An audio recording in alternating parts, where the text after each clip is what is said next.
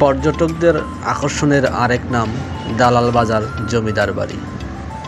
লক্ষ্মীপুর জেলা সদর থেকে মাত্র 6 কিলোমিটার দূরে দালাল বাজার জমিদার বাড়িটির সামনে দাঁড়ালে আপনার অন্যরকম এক অনুভূতি হবে।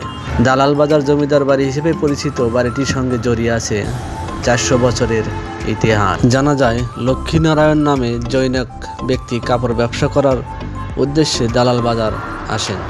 তার পুত্র ব্রজবল্লভ স্বীয় দক্ষতা গুণে ব্যবসার প্রসার ঘটান। ব্রজবল্লভ পুত্র গৌরকিশোর কলিকাতায় লেখাপড়ার সুবাদে ইস্ট ইন্ডিয়া কোম্পানির সহচর্যে আসেন এবং জমিদারি দখল করেন। গৌরকিশোর 1765 খ্রিস্টাব্দে রাজা উপাধি লাভ করে। গৌরকিশোর রায় ও রানী লক্ষ্মীপ্রিয়া ছিলেন নিঃসন্তান। তারা ঢাকা বিক্রমপুর থেকে গোবিন্দ কিশোরকে পোষ্যপুত্র হিসেবে গ্রহণ করেন। গোবিন্দ কিশোরের পুত্র নলিনী কিশোর রায় চৌধুরী তাদের জমিদারির খাজনা আদায়, তদারকি ও প্রসারে দক্ষতা পরিচয় দেন। দালাল বাজার এনকে উচ্চ বিদ্যালয়, দাতব্য চিকিৎসালয়, ঠাকুর মন্দির এই পরিবারের অবদান। জমিদার বাড়ির প্রাচীর, অন্দরমহল, নির্মাণ সামগ্রী, বিশেষ করে কয়েক টন ওজনের লোহার ভীম, বিরাট আকার লোহার সিন্দুক, নৃত্যশালা, বহিরাঙ্গন দেখতে আজও মানুষ দূর দূরান্ত থেকে ছুটে আসে। প্রায় 400 বছর আগের এই জমিদার বাড়ি জমিদার লক্ষ্মীনারায়ণ বৈষ্ণব প্রতিষ্ঠা করেন। তার আদি নিবাস ছিল ভারতের কলকাতায়। পরবর্তী সময়ে তিনি লক্ষ্মীপুরে এসে জমিদারি সূচনা করেন।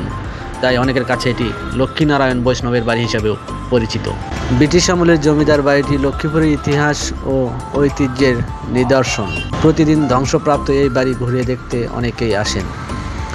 জমিদার বাড়ি দেখতে আসা এক কলেজ শিক্ষার্থী জানান, জমিদার বাড়ি দেখতে এসেছি, বাড়িটি কারুকাজ অনেক সুন্দর, তবে ভেতরের পরিবেশ খুবই নোংরা। কর্তৃপক্ষ এটি সংস্কারের উদ্যোগ নিলে অনেক পর্যটক ও শিক্ষার্থী আসবেন। তারা জমিদার বাড়ির ইতিহাস জানার সুযোগ পাবেন। স্থানীয় দালাল বাজার ডিগ্রি কলেজ শিক্ষার্থী বলেন, সরকারি উদ্যোগে এটি সংরক্ষণ করা দরকার। নতুন প্রজন্মের ছেলে মেয়েদের ইতিহাস ও ঐতিহ্য সম্পর্কে জানাতে এ উদ্যোগ ভূমিকা রাখবে। রুবেল হাসান, ডেস্ক রিপোর্ট, দৈনিক 9 মাইল, বগুড়া।